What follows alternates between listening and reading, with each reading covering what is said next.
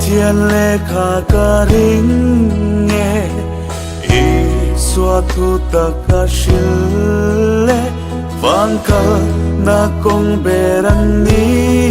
eva na kan lon thei o Bible kan ngai kat la bel eme o Bible patian lekha buhi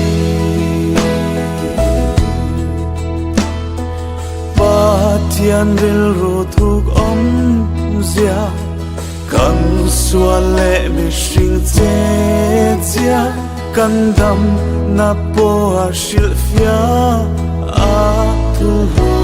bera ni e o Bible kan ngai kat la bel eme o Bible patian lekha buhi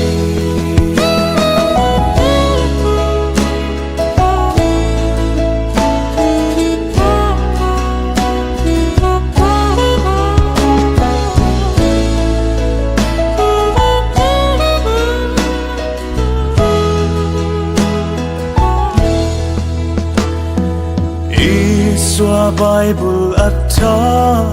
e patian tilpe ani e thia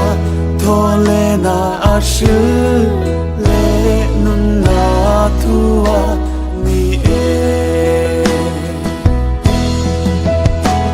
o Bible kan ngai kat la bel eme o Bible patian lekha buhi sana khon var eng ang ni